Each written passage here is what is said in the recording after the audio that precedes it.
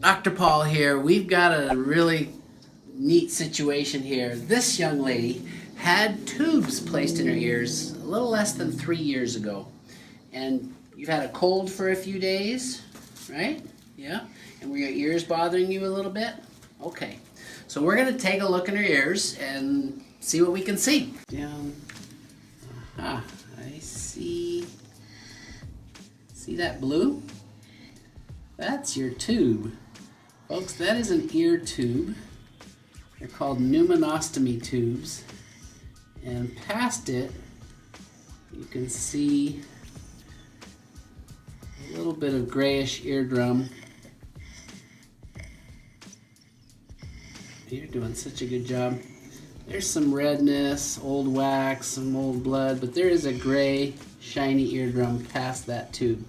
You can see right there. Well, that was kind of interesting. Let's go back to that other one. And we'll look one more time. See if I can get a better look past that wax. There we go. There we go. There's that white. Oh, where'd it go? There, at 9 o'clock, there's a white scarring that just shows up on the eardrum. That's probably where the tube was. This ear no longer has a tube. There's white shiny. See that? Looks like a little crescent moon.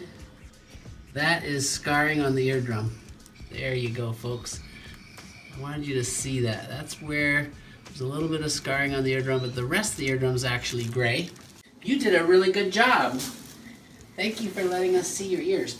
This ear, we were able to see that the tube's no longer there, and it's got a little moon-shaped scarring where the tube used to be, but your eardrum's going to be fine. And this ear had the little blue tube, which I think, if you follow me over to this picture, when they put tubes in ears, if you look down the ear canal, here's the eardrum, and you got infection and pus trapped behind the eardrum. And if it stays there for too long, eventually the doctors will make a little incision, suck all the pus out, and put a little tube. In this case, you had a blue tube. And when that blue tube falls out, it can leave some scarring, which is what we saw on that one ear. So folks, this is just a great example of how ears might look after having had tubes. It's basically not an infected ear, it just looks different with a little bit of scarring, and the tube will often get stuck in the canal. And that's what I think happened. That blue tube was just sitting in the canal. It's not causing any problems. Do you go swimming? You do sometimes? Does she swim?